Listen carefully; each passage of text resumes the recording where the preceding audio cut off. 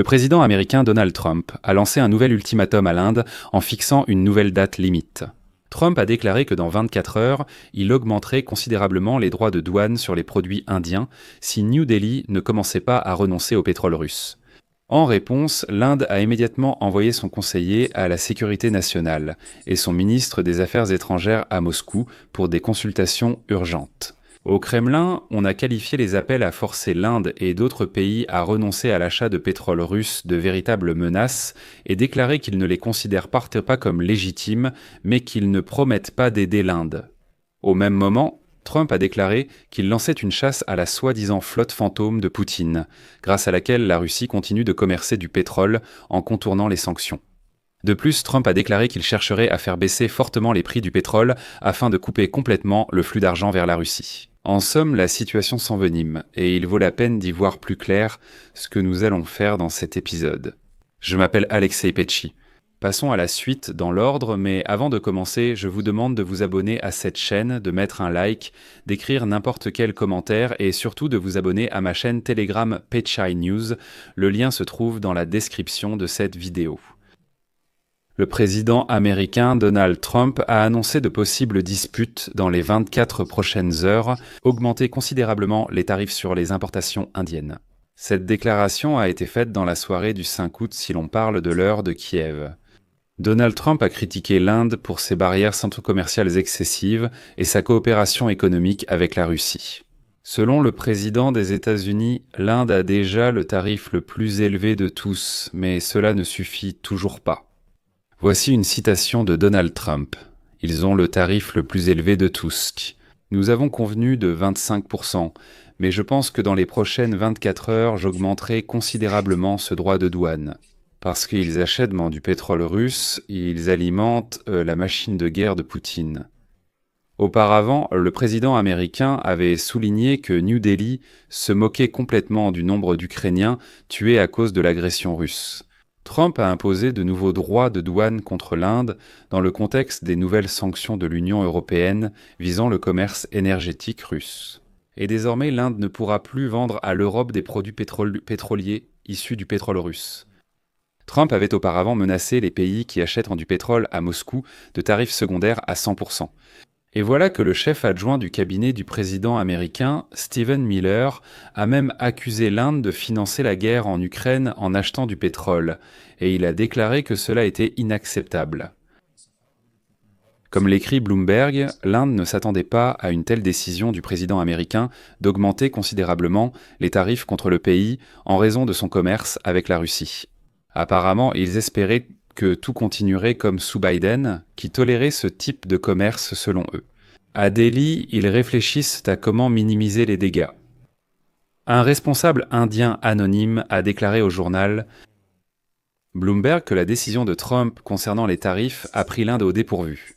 Selon la source de Bloomberg, le langage de Trump, qui a qualifié l'économie indienne de morte, les barrières douanières de désagréables et a déclaré que l'Inde était indifférente à la mort des Ukrainiens, était très atypique et ressemblait à une gifle verbale.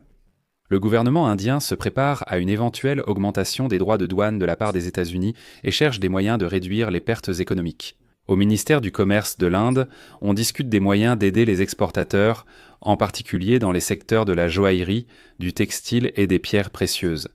Le Premier ministre indien Narendra Modi appelle à acheter des produits indiens afin de compenser la baisse de la demande à l'étranger. Les autorités comptent également sur des négociations en coulisses pour tenter d'apaiser les tensions. À Delhi, on envisage actuellement d'accélérer le lancement du programme de soutien à l'exportation, auquel 22,5 milliards de roupies ont été alloués en février. Selon Bloomberg, ce montant pourrait être augmenté afin d'aider les entreprises qui perdent face à des concurrents bénéficiant de tarifs inférieurs de 15 à 20%. Depuis le début de l'année, l'Inde importe environ 1,7 million de barils de pétrole russe par jour. Tout cela arrive par la mer et Donald Trump veut y mettre un terme. Et il est déjà rapporté que des hauts responsables indiens se rendront en Russie dans ce contexte d'escalade. En particulier, le conseiller à la sécurité nationale de l'Inde, Ajit Doval, et le ministre des Affaires étrangères, Subramaniam Jaishankar, se rendront à Moscou dans les prochains jours pour tenter de comprendre comment sortir de cette situation. L'une des options envisagées est d'utiliser la flotte fantôme de Poutine pour tenter de tromper l'Occident et faire passer le pétrole russe pour un autre. Mais ici aussi, Trump est prêt à frapper. Selon le Financial Times, les autorités américaines envisagent d'imposer des sanctions contre la flotte fantôme. Un tel scénario était préparé au cas où le dictateur russe Vladimir Poutine refuserait une trêve avec l'Ukraine. L'ajout de nouveaux navires de la flotte fantôme de la Fédération de Russie à la liste des sanctions serait la première fois que les États-Unis imposent des sanctions contre Moscou depuis le retour de Donald Trump à la Maison-Blanche en janvier. De telles sanctions pourraient renforcer la récente restriction de l'Union européenne contre la flotte fantôme. Parce que l'Union européenne a déjà imposé des sanctions le mois dernier contre plus d'une centaine de nouveaux navires. Au total, l'Union européenne a restreint l'activité de 415 navires de la flotte fantôme de Poutine. Trump prévoit de prendre une décision concernant les sanctions contre la Russie après le retour de son envoyé spécial Steve Witkoff de Moscou. C'est ce qu'il a déclaré aujourd'hui. De plus, même le Panama impose des restrictions strictes sur l'enregistrement des navires commerciaux, visant précisément la flotte fantôme de la Fédération de Russie, utilisée pour le transport illégal du pétrole russe en contournant les sanctions. Dès ce mois-ci, le Panama cessera d'enregistrer les pétroliers âgés de plus de 15 ans. Et cette mesure a un impact significatif sur le commerce maritime mondial, car le Panama c'est le deuxième plus grand registre de navires commerciaux au monde. La nouvelle règle touchera directement une part importante de la flotte fantôme russe. En effet, l'âge moyen des pétroliers transportant le pétrole russe atteint 20 à 25 ans. Beaucoup d'entre eux ne répondront donc pas aux nouvelles exigences, et le Panama s'en débarrassera simplement. Ce n'est pas tout. Auparavant, l'administration maritime du Commonwealth des Bahamas a annoncé son intention de radier du registre les navires appartenant à des compagnies russes, ou ceux qui participent au commerce avec la Russie et qui battent pavillon bahaméen. Le régulateur caribéen a souligné que tout navire battant pavillon bahaméen qui serait soumis à des sanctions serait radié du registre national. De plus, Trump a déclaré que faire baisser le prix du pétrole de $10 pourrait forcer la Russie à arrêter la guerre. Ensuite, il a cité « Poutine arrêtera de tuer des gens si nous faisons baisser les prix de l'énergie de $10 supplémentaires par baril. Il n'aura pas le choix, car son économie est dans un état déplorable. » Et voilà qu'à Moscou, dans ce contexte, il crie littéralement à l'injustice. Au Kremlin, on a qualifié les appels à forcer l'Inde et d'autres pays à renoncer à l'achat de pétrole russe de véritables menaces, et on a déclaré qu'on ne les considérait pas comme légitimes.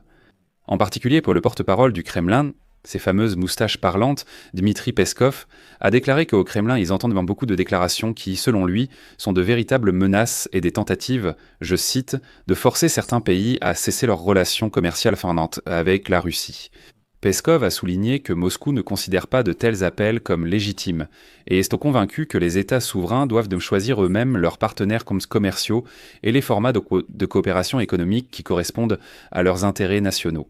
Mais Peskov devrait se calmer un peu, parce que la Russie est un État paria avec lequel tous les pays civilisés et raisonnables devraient, depuis longtemps, cesser tout type de relation. Il vaut mieux ne rien avoir à faire avec ces Russes malpropres. Je vais m'arrêter là. Donnez votre avis, vos conclusions dans les commentaires sous cette vidéo, abonnez-vous à la chaîne, cliquez sur la cloche et n'oubliez pas de mettre un like. C'est tout pour aujourd'hui. Prenez soin de vous. Au revoir.